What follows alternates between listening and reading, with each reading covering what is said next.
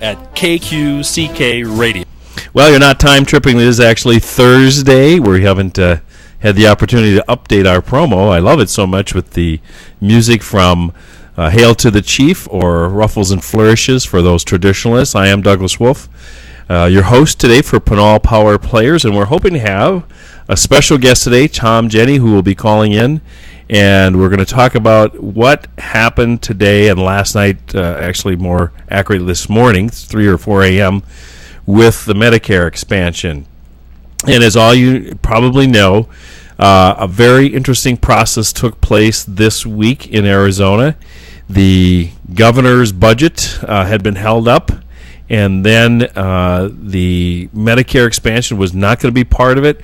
And on Tuesday, the Speaker of the House decided to recess and basically delay the process. And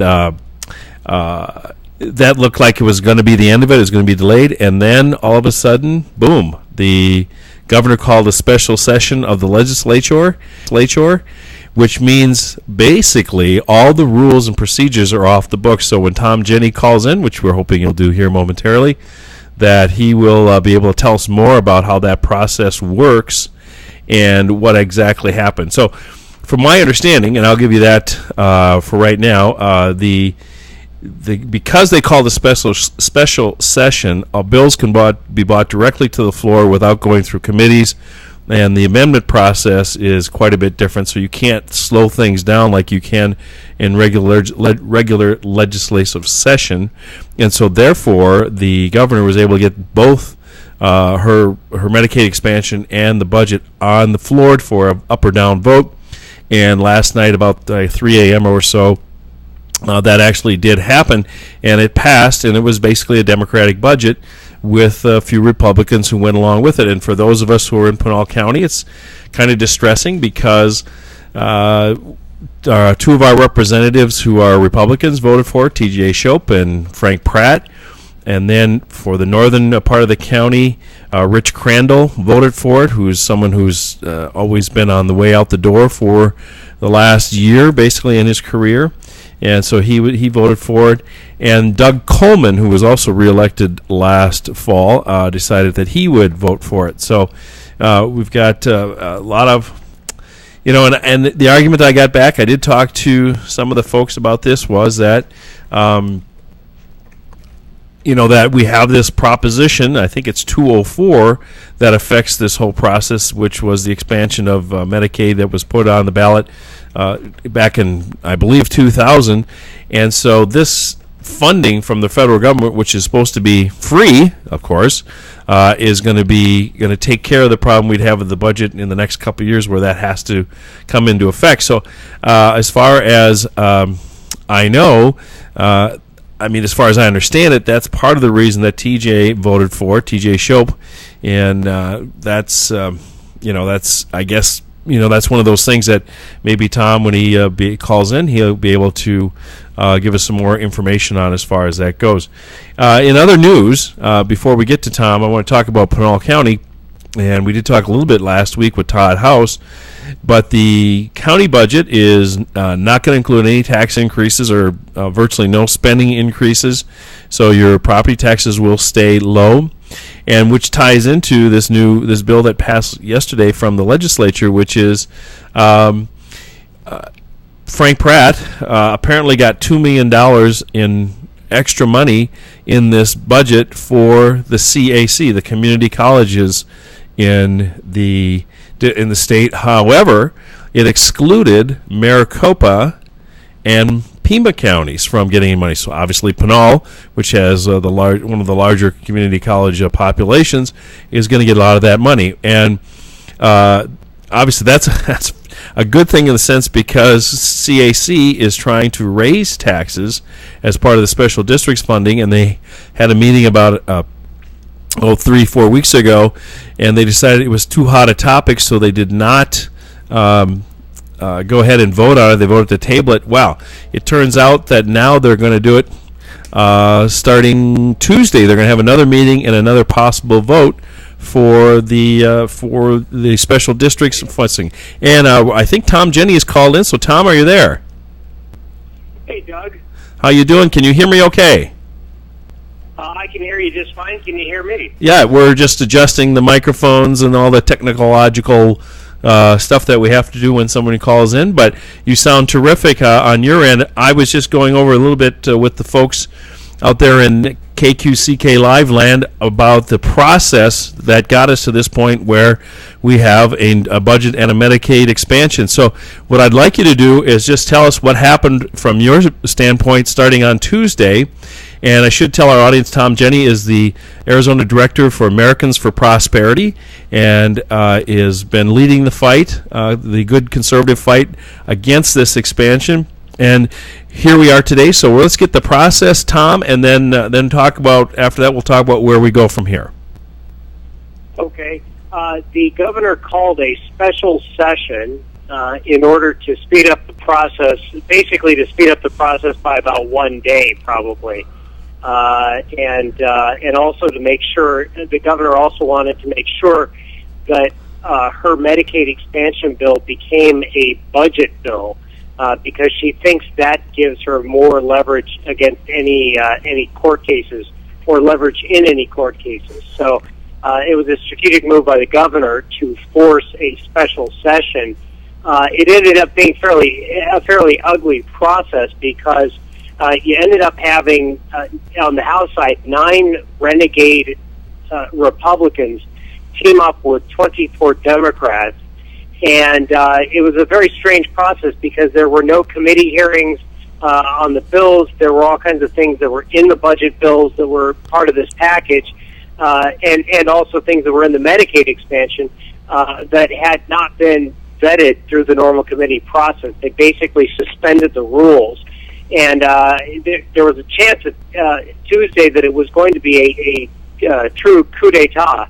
You know, they were going to take over. I guess not a true coup d'etat. There weren't going to be tanks in the streets, but the pro-expansion, the pro-Obamacare Medicaid expansion forces were standing ready pretty much. This group of, on the House side, 24 Democrats and 9 Republicans, were standing ready basically to take Andy Tobin, the House Speaker, out of his speakership, either just during the special session or possibly permanently. And there was a similar force on the Senate side, Democrats and so-called moderate Republicans, rhinos, whatever you want to call them, that were ready to kick Andy Biggs out of his Senate president seat. So they were basically telling leadership, you're going to do this our way, you're going to do this the governor's way, or we're going to boot you out. And so the Senate president has kept his seat, and Andy Tobin has kept his seat as House Speaker.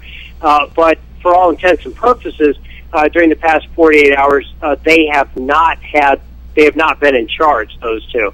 The process has been run by the governor's people and by this ad hoc coalition of Democrats and rhinos or moderate Republicans or whatever you want to call them.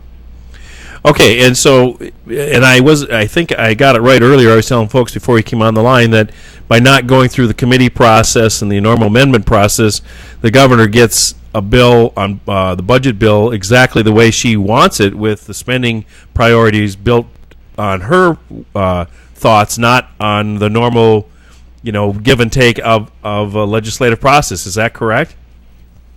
Yeah, that's correct. And so you had a very strange scene last night, or yesterday afternoon, last night on the House side, and also on the Senate side. But I was over watching the House all day and night, and literally until I think we left there at about 4 in the morning, just a few hours ago.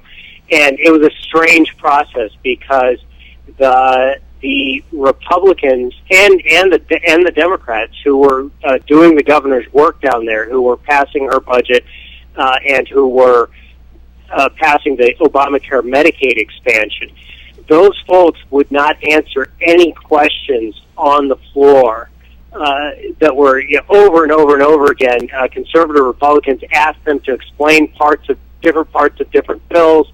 And explain the process, explained why they were supporting bills, and none of the coup plotters, as I call them, the 9 Republican renegades and the 24 Democrats, none of them would stand and answer any questions about any bills. So it's sort of like Nancy Pelosi said, we're going to have to pass this thing to find out what's in it in many cases. Well, and our legislative process is not super transparent to begin with, and it was entirely opaque during the last 48 hours. Well, Tom, then that leads me to the next question is, was the budget and any other accompanying bills that were passed out last night or this morning, were they available for the members to read before they voted on them? The members, in many cases, had a few hours to try to figure out what was in the bills. They got physical copies of the bills. At one point, I think the printers gave out, so they had to suspend the session they had to suspend the floor for a few hours to try to get enough photocopies so that people would have enough copies. But this was a pretty ugly process, even when you look at the normal sausage factory that is legislation. It was an ugly process. Well, these guys in many cases had no chance to read the bill. I was got emails this morning from people saying, well, this is a straight Democratic budget. In other words, the GOP priorities outside of Medicaid expansion were completely taken out, and so it's what the Democrats wanted in the state budget, not what the Republicans wanted. Of course, and if you haven't seen it, maybe you don't know, but I sure would like some insight into whether or not that they went all the way when you say coup d'etat, in the sense of they got rid of the leadership, which they almost did, but they also said, well, as long as we're going to get this through, let's substitute our spending priorities for what the GOP normally would have. That's right. There was a really it was interesting. It was fascinating to watch the discipline. Really, I mean, in some ways, the admirable discipline of the Republican renegades, the 9 members in the House who refused to answer any questions over and over, question after question for hours, hundreds of questions about bills, and not only, of course, not answer any questions about their own bills, the governor's budget, but also not allow any amendments for even things that pretty much everybody agreed on. There was Representative Borelli is a Marine, and there was a pretty innocuous measure for veterans that it was unanimous that everybody in the chamber would agree with, and they couldn't get anyone to answer that or even add that as an amendment. So it was basically the governor's process, and her control over the situation was we're not going to have any amendments, and the people in her coalition were not going to make any comments on the bills whatsoever. So until the very, very end, and at the very, very end, the Democrats stood up to explain their final votes. A lot of those guys explained their final votes, for the typical medical socialist reasons. What was interesting was the 9 renegades, the coup plotters, the whatever you want to call them out there, including Frank Pratt, by the way, and T.J. Shope, who are out in Pinal County. Representative Frank Pratt, and Representative T.J. Shope were part of the coup, and they refused to answer any questions the whole time. And interestingly, during the final vote, they did not say anything to justify their vote. Well, okay, so we know that something had to go on behind the scenes for these nine people to decide to put in a Democratic budget. So, what was the cost to get the votes for, let's say, Frank Pratt? What did he get in his bill that he needed to get his vote? Ultimately, I think it's a combination of factors. The sort of the follow the money conspiracy theory would say that these guys were bought off somehow, that the hospital industry, which is prepared to dump millions of dollars into this effort, was basically guaranteeing a future election for them. So I think Mr. Pratt is running for Corporation Commission. Right, he's already announced. Possibly there was some kind of promise like that. I don't know. That's the typical follow the money argument, and I understand why people like that. I try to take people at face value and try to assume that they really do believe in what they're doing, and that they just have a lot of really bad ideas on these things, or at least ideas that need to be sorted out. And unfortunately, we had conversations with these guys and tried to get them to see things our way, but it didn't work out. So, well, the reason I brought that up because the AZ Star is reporting that the CAC, the Community College Districts, got $2 million courtesy of Representative Frank. And as part of that $2 million, neither Pima nor Maricopa County benefits from that extra $2 million. And I didn't know if you had seen that or heard anything about that. I don't really know about that, and I don't want to make any sort of follow the money comments okay. about Fair that. enough. Especially until I have a better idea of what really happened.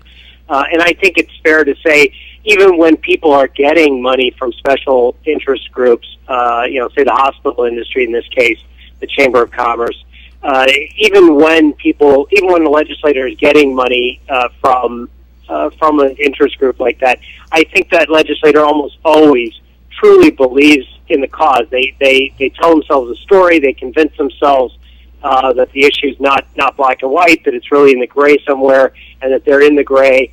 Or it could be that Representatives Pratt and Shope really bought into the sort of socialistic humanitarian arguments in favor of Medicaid expansion, and which I think are wrong. I think the humanitarian case is that we should not put people into government-controlled health care. That's the worst thing we can do, or one of the worst things that we can do to people. And so that's the way I see the humanitarian argument. But it could be that Pratt and Shope bought into the humanitarian arguments on the other side and really thought that somehow that they're helping people. I don't think they are. I think when you hand someone a plastic card that says that they have government health insurance, I don't think that's saying very much or doing very much. I don't think it does very much for their health outcomes, and I think the studies show that. But it could be that in earnest, Representatives Pratt and Shope truly believe that they were helping people. Well, they're in swing districts, although you're right, Mr. Pratt is moving on to Corporation Commission, and maybe he thinks it'll help him with a statewide campaign. I did have a conversation with Representative Shope probably about 2 months ago, and he related to me that we have a proposition that passed earlier in this decade that has an effect on the finances of the state regarding health care. Was it 204? Does that sound right?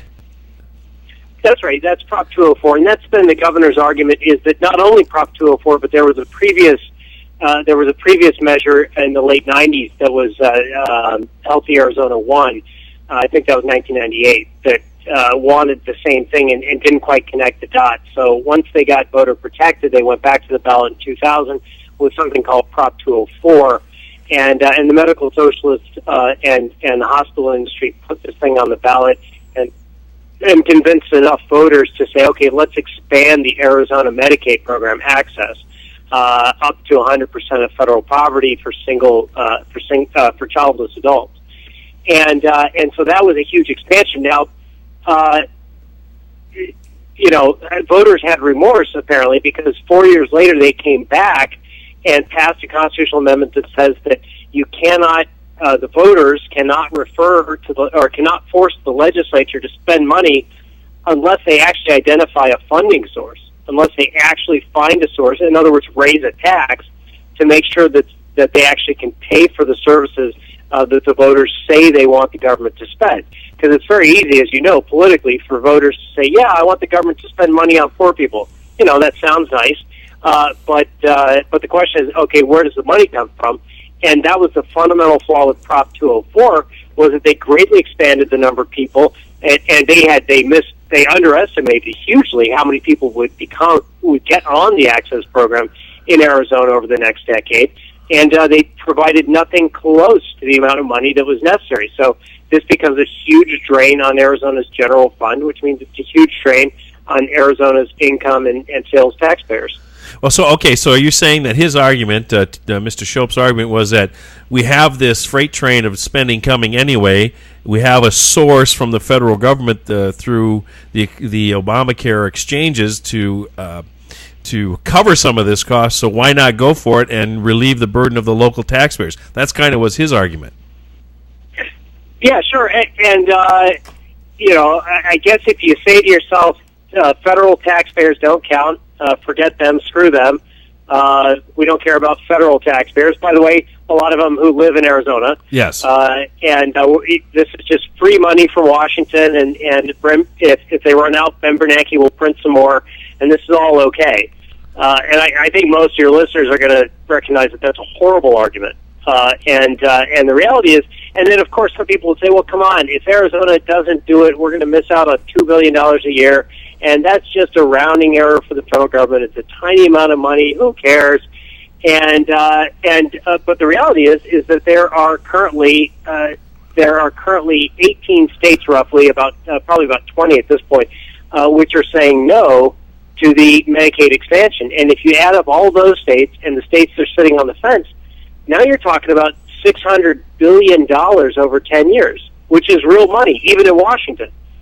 So this is not a case of, it's just a few, a billion here and a billion there. We're talking about real money when you add up all the states together. But we can afford it, Tom. We're only $17 trillion in debt, so this is just another trillion or two. What's the difference? I think I thought it was kind of a cynical argument in the sense that, I understand there's these mandates to spend money, but that doesn't mean you get in bed with Obamacare and the president to, just because they're going to hand it out and make everything look rosy for, maybe 3 years? Did the trigger or the expiration, or they had something in the original bill that said after 3 years this can be nullified, or there was something in there that, and I'm foggy on it obviously because I'm asking, is that still in the final bill, or do you know? No. Effectively, there are no checks in this final bill. There is the governor's circuit breaker, which is in theory, okay, and try to follow me on this one. Okay, so we take the money, we take the federal money for the expansion, and we also raise this hospital bed tax, and we get something like, at the low end, $250,000. At the high end, we don't know. A 250,000 people in Arizona. At the high end, it could be 500,000 or a lot more, especially if immigration amnesty is factored in there. Who knows how many people we end up on this thing? But let's say it's 500,000 people we get on this program, and so we get all these people used to the idea that government's paying for their free health care, and they're voting, and they're putting pressure on legislators. And then suddenly, under the governor's circuit breaker idea, if the federal government falls below a certain amount, initially they're giving us 100% of the money for the expansion, and then that's going to fall to 90%. And if they go below this line, line that's out there in space, 80%. If they go back, which by the way will be hugely expensive for us, even if we don't cross that line. But what they're saying is, if we just suddenly cross this line, if the federal government pulls back its funding and they go below a certain amount of funding, suddenly we're gonna just pull out the stakes and we're gonna cut off that entire population that we just added to Medicaid access here in Arizona. Now all this free government health care, that we're suddenly going to pull the plug on all those people. Politically, I don't think that will. I don't understand how in the world anybody would believe that scenario. Well, playing the devil's advocate, did that not happen 3 years ago when the budget crunch hit in 2008 or 2009? They actually did remove a lot of people from the access program. Well, and I think the reason they had to was because we were just completely out of money. The state was bankrupt. Yeah. And couldn't we be facing the same? 3 years from now, theoretically, we could be in the same spot where we'd have to do this. So it could happen, but you're just saying it's only theoretical at this point. It's not very political. Yeah, it could happen, and we could send green monkeys to Mars next year.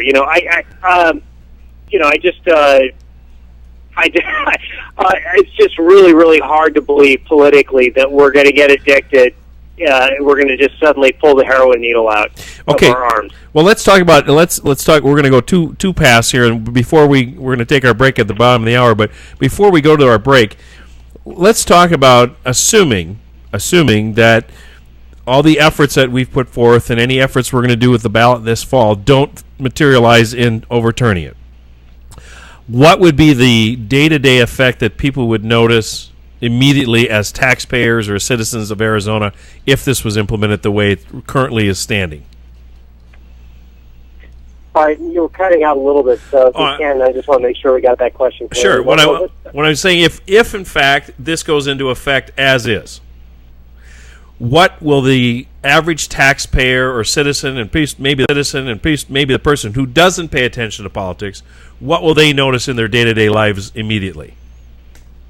I think initially they're not going to see very much unless somehow the interest rate picture with the macroeconomy changes radically, and it becomes radically more expensive for the federal government to borrow money, in which case you could see kind of big stuff happening on the macro level. But that would not be caused exactly by the Medicaid thing. But there are some wild cards out there, is what I'm saying.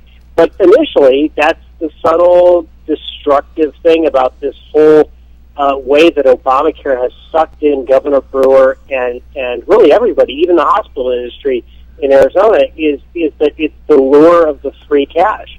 So initially the taxpayer is not going to notice much of anything. The one guy who will maybe notice something is somebody who is going to be staying in a hospital. You're going to be going to a hospital and you're thinking about doing elective surgery or something like that, inpatient, and suddenly you're going to have a hospital bed tax attached to you, and that's going to cause your hospital bill to go up.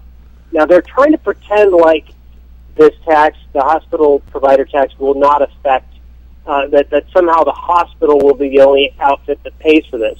But everybody knows that money is fungible. Anyone who's studied basic economics knows that whenever you apply a tax you try to tax a provider, a producer, and you try to tax it on the supply side, but inevitably the consumer absorbs some of that cost. So at the margin, there will be people who are going in for hospital stays who are going to get taxed through this process, and it'll cause their hospitals to go up, hospital bills to go up, and it will cause hospital insurance premiums to go up. Of course, the big drivers of hospital insurance premiums going up over the next few years is the rest of Obamacare, not necessarily this particular piece. So it'll be hard to pull that out, because Obamacare, as a general proposition, is going to raise everybody's insurance premiums. It's going to be a disaster, and this will be a small piece of that. Well, we've already seen California came out with their study. Of course, California is a basket case regardless, but they said that they came out with the cost of what the premiums would actually be. And of course, the codicil or the other sidebar to that is the Obama administration hasn't found the time to set up multiple exchanges, so they have people have a lot of choice as far as what they want to choose for their supplementary care or the policy they're going to have. But they've already found that the premiums will be much higher than anyone predicted just in California as a starting place. And I don't understand where people think this is going to be free. I mean, it completely baffles me. Well, yeah, if you understand basic economics, none of this is surprising. You have huge government subsidies on the demand side, and you actually have not an increase, not a shift in the supply curve to increase supply, but you actually have a restriction of supply in many cases. You've got taxes on medical devices. You've got really stupid stuff in Obamacare that will actually hurt providers, cause doctors to leave the business, et cetera, et cetera. And so they're doing nothing on the supply side to increase supply of medical services, and at the same time, huge government subsidies for the demand side. That is a recipe for skyrocketing prices and for shortages. We're going to take a break now, Tom, and I'd appreciate if you could stick around after the rest of the hour, because what we're going to talk about on the other side of the break is, okay, this becomes law the way it is. What do we do to say we're not stopping the fight? We're going to keep going forward. We'll be talking more with Tom Jenny on how to stop the expansion of Medicaid in Arizona. I'm Douglas Wolf, your host of Pinal Power Plays. We'll be back in about 90 seconds. Santan Motorsports, located in Queen Creek, specializes in off-road ATVs, dirt bikes, UTVs, side-by-sides, street bikes, and provides performance work. Santan Motorsports is your local dealership for off-road parts and accessories. They provide and pride themselves on excellent customer service and a staff that understands all aspects of the off-road business. Come in and browse our dealership and find those parts and accessories you've been looking for. Check our website, santanmotorsports.com, for monthly specials as well as used equipment. Santan Motorsports, your one-stop shop for sales, service, and knowledgeable staff. located in Queen Creek on Power Road and Santan Boulevard, or call 480-988-0580. Santan Motorsports. We're here for you.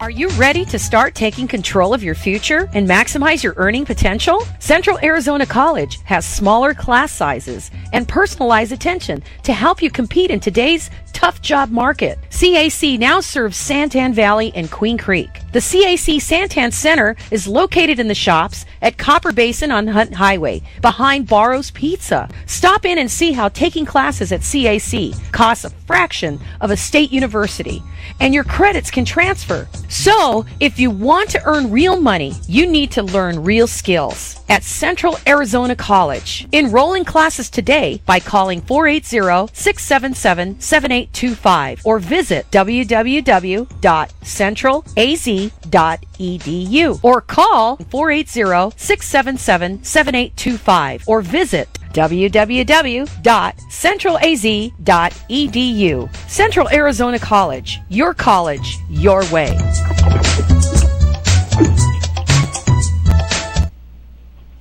We're back live with Tom Jenny, the Arizona Director for Americans for Prosperity.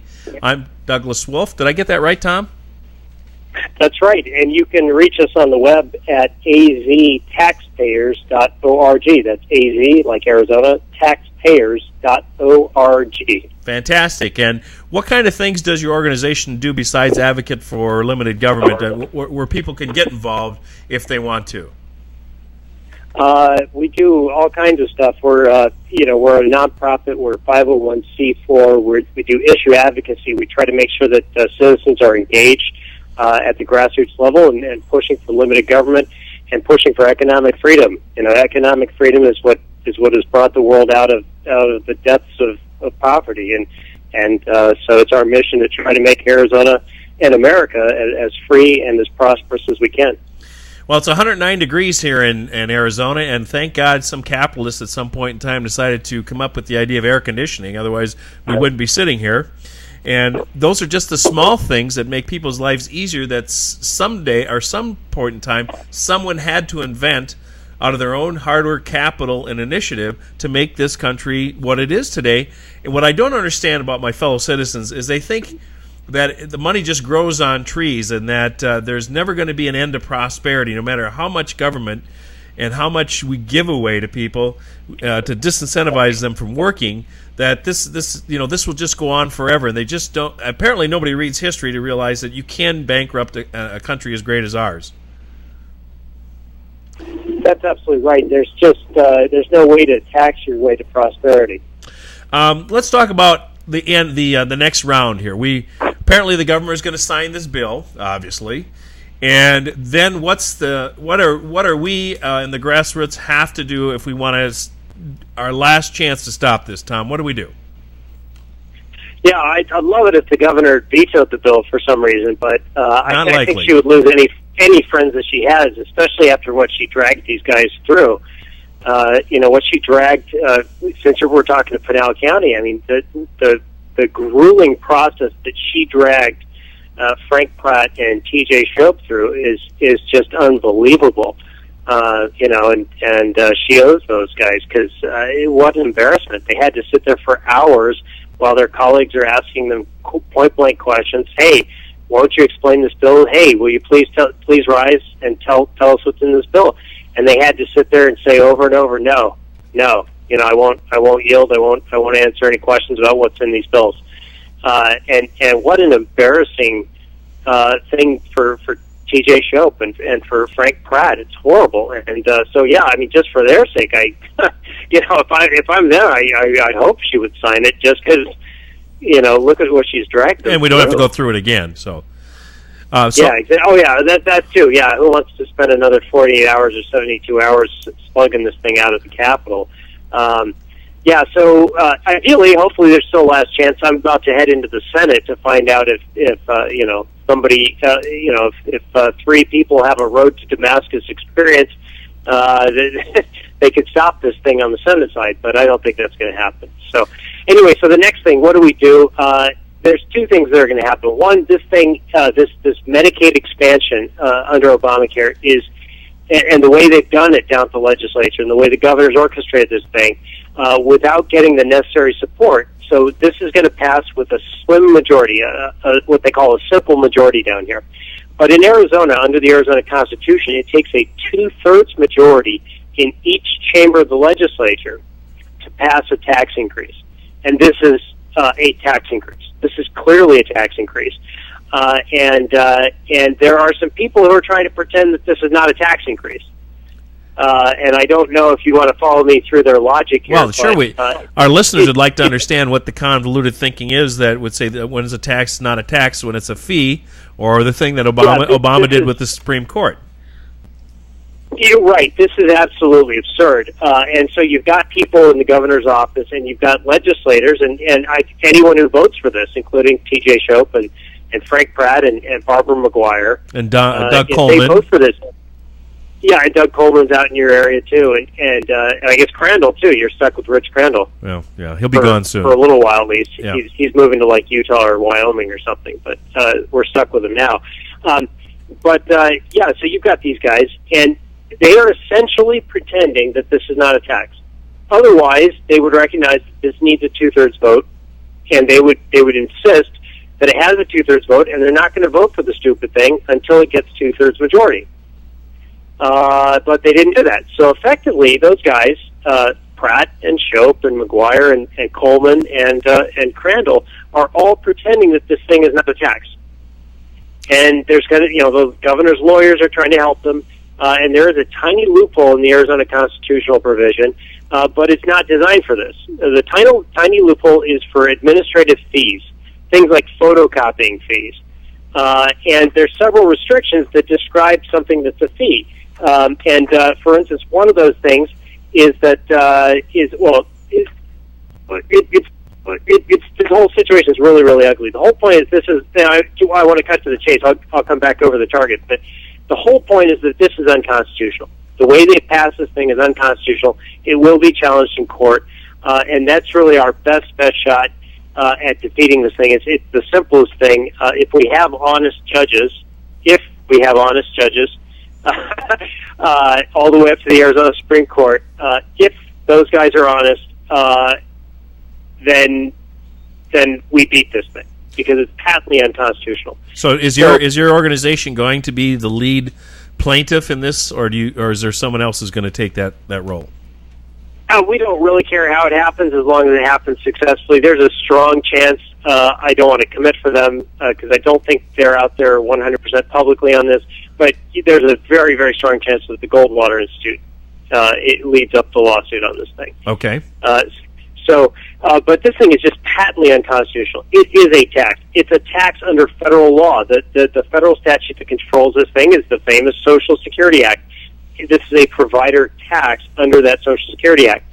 These guys are also trying to pretend, effectively, anyone who voted for this, that includes Pratt and Shope and McGuire and Coleman and Crandall, they are all trying to pretend that this thing is not allocated according to a formula. And yet it absolutely will be allocated by formula. That is how the access director is going to levy the stupid thing. He has to have a formula to do it. They're also trying to pretend that this provider tax does not have a limit. In other words, they're trying to pretend all these things so that they can pretend that this is an agency fee and not a tax. They're trying to pretend that there's no limit, and yet this thing is limited by federal law. The provider tax itself is limited to 6%, and the entire revenue from the tax can only make up 25% of Arizona's contribution to Medicaid. So, it's not just that there's one limit, there's actually two limits on this thing. And the governor doesn't agree with that legal opinion, and none of the Republican leadership, or the ones who understand it, I should say not the leadership, the ones who went over to the dark side, as it were, they don't understand this, or you're just saying it's just thin air, or it's airy-fairy, they just don't want to believe it? Well, the problem is when there's a political will to do something, you will find lawyers who will try to make it happen for you. That's the nature of lawyers. And let's not get too deep into that. because I'm trying to avoid using profanity. But one of the other things that they're trying to pretend is that they're trying to say that they don't know, in order to comply, in order to say that this is an agency fee and not a tax, they're trying to pretend that they don't know how much money will be raised by the tax. Except that they just passed a budget based upon the revenue estimate for how much they think this tax is going to raise. You see what I'm saying? So I'm trying hard not to use any profanity. This is ridiculous. Oh, this is disgusting. It's Alice in Wonderland is what it is. Words mean what I say they mean. It's absolutely disgusting, and we've told legislators over and over during this process, do not hide behind the lawyers. Yeah. Do not hide behind the lawyers. We are holding you accountable. And that's why we sent out an email today saying that we found that Pratt's actions were disgusting. T.J. Shope's actions in passing this thing were disgusting. Rich Crandall's actions, disgusting. Doug Coleman, disgusting. Barbara McGuire, disgusting. The fact that these people would try to pretend that this thing was not a tax and to pretend all of these other things necessary to try to pretend that this is not a tax and it's not subject to the taxpayer protections under Prop 108 in the Arizona Constitution. So, okay, so they had to, that's the other sleight of hand they had to pull and fool themselves into believing what they were not raising taxes, no matter how you want to characterize it, Mr. Jenny. But they had to basically suspend their belief in reality and say, well, its words say what I think they say, and I don't think it says that. That's really what you're telling me. Yeah, it's hugely disappointing, and I understand if you're a postmodern leftist, and words don't really mean anything, and the Constitution is a living document, it's a breathing document according to the modern liberals, and it doesn't. In other words, it doesn't mean anything. It's just a bunch of words, and it's really about how much power you can get and whether you can just ram your will politically through a political institution like the legislature. I understand that if you're a leftist, but if you are a constitutional conservative, or you think you are, then constitutional language is supposed to mean something. Well, I guess we've all become Nietzschean and are nihilistic in the way we view the world because power has become the absolute cudgel of government, regardless of the rules. Yeah, and that's just unfortunate. And I really thought that guys like T.J. Shope and Frank Pratt, I'm not so sure about Crandall, but and I don't really know Doug Coleman, but I had the impression that guys like Pratt and Shope really believe in the Constitution, in the rule of law, and the fact that they're willing to go along with the legal gymnastics necessary to try to pretend this isn't a tax is just appalling. All right, so we have a lawsuit path that you just described. What else can we do if our listeners, if they're against this? Is there anything the grassroots can do besides contributing money to your organization or the Goldwater Institute if they're the ones that take the lead? What other things do you see could be put into action, the day after this thing, the ink dries? There is an effort afoot right now to collect signatures. There's a little-known provision of the Arizona Constitution which allows citizens to do a citizen referendum. They can collect signatures within 90 days after a bill is passed in order to put that bill onto the next general election, which for us would be November of 2014. So if this grassroots movement, which is headed up right now by former state senators Ron Gould and Frank Antinori, if this effort collects 90,000 signatures, something like 86,000 I think is the number, but to be safe they really need to collect probably over 105,000 signatures. If they collect those signatures within 90 days, basically 90 days from now, so between now and Labor Day, they will be able to put this thing, assuming the judges don't get in the way, they'll be able to put this thing on the ballot in November of 2014. It will put the entire Medicaid expansion on hold until the voters decide in 2014. So you can see all kinds of interesting things happen after that. We can talk about the scenarios, but that would be extremely interesting if that happens. And we wholeheartedly endorse their effort to try to get those signatures, and we're going to be out there helping. So But for now, the way, and you can always stay in contact with our organization at www.aztaxpayers.org. That's www.aztaxpayers.org. The guys who are heading up the signature collection movement, their organization, and I'll give you the website for that, is it's www.u, the letters, these are all just 5 letters, URAPC. So URAPC.org. So it's and URAPC, and they have an acronym there, but U is for uniform, R for Romeo, A for Alpha, P for Papa, C for Charlie, URAPC.org. People can go to that site, sign up, and get ready to collect signatures. Can they download petitions there to take out to their fellow citizens? At this point, yes, the technology is available, and I just don't know for certain if the committee, the URAPC.org committee, it has that function up and running yet. The language, I'm guessing that the language is still in flux. Oh, okay. Probably till after it's become law. That's right, and they're going to have to, as you know, you have to make sure that everything is done correctly and that each petition has the correct information on it and attached to it. So, they've got to have good lawyers working on that, and so my guess is the petitions will not actually be ready for a week or two. Okay, well, great. So we do have a way that the average person who, doesn't have a lot of time to spend on politics, but is as upset as we are, saying, I don't like this happening in my state. I thought Arizona was a bastion of freedom and was not going to buy into the socialist mentality entirely, even though we're a little bit way there, becoming a purple state. They have a way to at least voice their opinion by signing a petition that says, I want this on the ballot for 2014. So that will be, and we'll be obviously talking about it here on our program, and you'll be talking and emailing it about, I'm sure, when and if that happens. Does the lawsuit, however, if it's filed, does that slow down the process, or is this the only way that you can actually say, hey, nothing happens till 2014 because this ballot measure has qualified for the ballot? Yeah, the timing is a bit murky in my view, and it's possible that the legal strategists and the guys at Goldwater, who I presume right now are going to be leading the effort, have a better timeline on this. But if the judges do the right thing and recognize that this is in fact a tax, they could shut it down.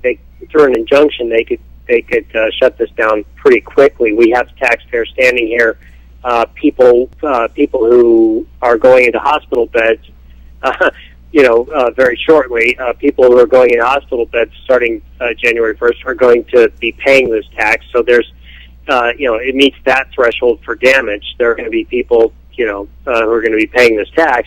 So I don't think, as far as I know, you do not have to wait until November 2014. Let's say there is a signature campaign going on. The courts do not have to wait until November 2014 to make a decision and to shut this whole thing down. And if they're honest, that's exactly what they'll do. Based on the idea that a tax is a tax because it's a duck and it quacks and everything, that it is a tax and we can't have this go forward. So now let's suppose that does happen, that it does get kicked out by the courts and they say, no, this is a tax you can't do without a 2/3. Then we go back to status quo as it is, and we would not have this expansion. We would not be part of the exchanges. Is that what would be effectively the result? That's correct, and the pro-expansion forces could come back and try to get the 2/3 majority that they really need to get this done. And by the way, if they get a 2/3 majority, they could enact it with an emergency clause, which means that voters voters would not even get, or citizens would not even get the 30 days to try to collect the the 90 days to collect the signatures. So that would be a done deal. If they could get a 2/3 majority, they could do this, and I don't think anything at that point could stop them. But as far as what happens out in the world, one of the things people on the pro-expansion side have not explained is that the people who are who are in the expansion population, the people who would now qualify for Medicaid, these are people that upwards of 80% of them already have access to private insurance in the private marketplace through their employers. So this is a population that largely already has insurance, and it has private insurance. This is in some sense a problem or a solution in search of a problem. But they're trying to pretend that there will be dire circumstances for people who are already on the program and might get dropped off. But the legislators down here are all of them, I think, are committed to, in one way or another, are committed to trying to help that population. And even the conservatives are talking about, hey, we've got money that we can use to fund this program and to at the current levels and take care of this population without signing up for this gigantic expansion of the program, which is eventually going to be huge in terms of its budget impact, its negative budget impact for Arizona. I puzzle over this because I'm sure the Constitution is clear that Jan Brewer cannot run again. I mean, there's no doubt about that. Is she still clinging to the idea that she may be on the ballot? Oh, does she still think she can get a third term? Yeah. I don't know. It's hard to imagine that anybody is still telling her that. Well, then you got to ask the question. Besides just having a legacy, she's not that old. I mean, she's I don't know, in her early 60s, or I don't know what exactly her age is. I think she's looking ahead to maybe John McCain's retirement and hoping that she has a statewide win here as being a moderate Republican, and she wants to run for the United States Senate. Well, that was one of the most interesting arguments I've heard, or not an argument, but one of the most interesting rumors I heard a while back was that there was some fix-in where John McCain would voluntarily step down before the end of his term and appoint her. And I just have no.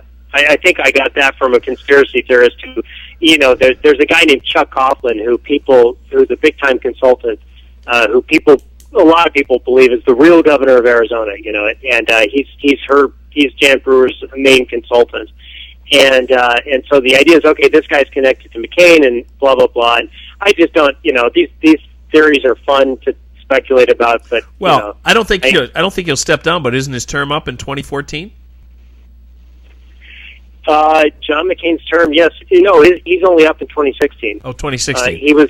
He ran again in 2010. So there's plenty of time for him to. Now, ideally, I think for Jan Brewer to, if she wants to become a senator, I guess she could do it at any point. But if she's got any leverage to get McCain to make that deal, and I have no idea if there's even been any discussion. This is pure speculation. Well, so that's why I'm bringing it up, because I'm always trying to understand people's motivations. And, I understand the Democrats' motivation completely, which is let's just give away money to everybody and tax, spend and win. I mean, that's their reason for being in the legislature. There's no question. And the conservatives are supposed to be thinking about what's good for the long term for the country and for the people that they represent, as opposed to just giving away the candy store. But Jan Brewer, to me, is an enigma. I can't figure out, beyond the fact that she wants to just burnish her legacy, which every politician of an executive branch wants to do, what her motivation is. I really don't get it.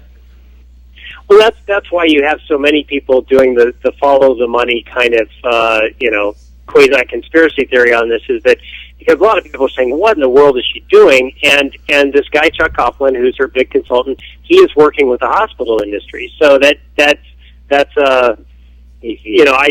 I don't really want to comment on that, but a lot of people are looking at that and saying, hey, that's the connection is her big consultant, this guy who's gotten her elected year after year, her main advisor, he is working for the hospital industry, and they want $2 billion a year from the federal government. Well, but are they not getting reimbursed already for indigent care, for emergency room care? I mean, are they not making money now, in the sense that if there is someone who can't pay it, that they do get reimbursed? Well, that's one of the funny things, especially you hear this from rural counties, rural hospitals. You hear that they are pleading poverty, that they're, our hospital's doing so terrible. And yet a lot of these hospital companies, these nonprofits, or some of them are for-profit, are building new facilities. You know, they're building huge new facilities. Now, the only one I've heard of that truly seems to be going out of business, or it's actually being bought up, but did seem to be bankrupt, was the hospital down in Douglas, Arizona. And we all know what's happening in Douglas. You've got illegal aliens coming across the border and using free emergency services, you know, just walking in. And, in fact, riding in ambulances across the border. So it's understandable why that's happening. The illegal aliens right now cannot get on, and foreign nationals cannot get on access. So when hospitals have to treat those people because of federal law, then it's a pure uncompensated cost. So it's understandable why some hospitals close to the border truly might be in financial straits. But there's a lot of hospitals out there that are claiming that they're on the edge of poverty, the edge of bankruptcy, you know, including public health facilities, and yet are spending tons and tons of money. And if you read their 990s, their Form 990s for the nonprofits, if you look at their balance sheets, they actually, most of these companies are very profitable. In fact, you know, you look at the Maricopa Health, the Maricopa County Health, they just got done giving Betsy Bayless, you know, their executive, bumping her salary up by over $100,000 to $500,000 a year. Well, it's incredible. From an organization, from an organization that's supposedly close to bankrupt and in dire financial straits. Right. That doesn't make any sense. Yeah. Since 1949, the system that we have for health care in the United States, when it became a tax deduction for a benefit under, I think it was Harry Truman, it's grown into a leviathan. And really, if I could wave my magic wand, we'd start all over again on how we deliver health care or insurance or whatever you want to call it for this country. And I think you'd agree, too. It's just we've got a hodgepodge of different things we've tried to do with Medicare and Medicaid and all the things. And, you know, it's draining us financially, and it's not good for the consumer. It's not good for anybody. But I don't think we can roll back the clock on that one either unless, you know, we do reach a point where we get near bankruptcy. So Tom Jenney's been my guest today, Americans for Prosperity. Tom, really appreciate taking the time at this very critical juncture in the sense that things are happening as we speak and in the background. Would you like to repeat, please, your website and anything you'd like people to hear as you're going away here at the end of our show? www.aztaxpayers.org. Thank you for letting me be on the show. Thank you so much. And for the listeners out there, please go to their website. Please sign up as a member. It's not very expensive to be a member of Americans for Prosperity. And Tom will have you back to update this ongoing story as it affects Arizonans through the summer, and we'll see where it ends up. Thank you very much. Thank you so much, Doug. All right, we've been talking with Tom Jenney from Americans for Prosperity, and we're just about out of the time here. And we didn't have callers today because we had Tom call in on the call-in line. We got a couple minutes left. If anyone wants to add anything to the conversation, 480-745-1033, you're welcome to call in. And my illustrious and talented board operator, JoJo, today will take your call and put it on the air. I am Douglas Wolf, your Pinal County Assessor, and just a couple things going on. The wonderful talent, Marie, here with what's the name of the what do they call their program? The karaoke is called. Here we go. Wanna Sing is going to be appearing tonight at Norton's in Queen Creek. That's 9 o'clock. So if you're a karaoke fan and you'd like to be involved, you can go join them tonight.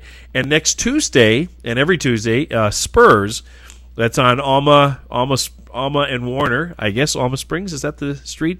At 9 o'clock also, you can join in and raise your voice at Spurs at the karaoke event there. So those are the two things that KQCK Live, with some of the other things that we do.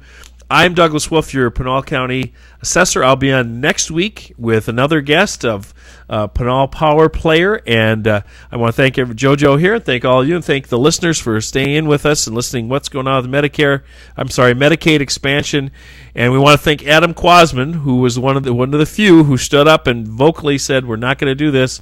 And we'll have him on very shortly again to talk about what happened in this week, in a very historic week in Arizona politics. So thanks, everybody. I'm Douglas Wolf. God bless America, and God bless Pinal County. See you next week.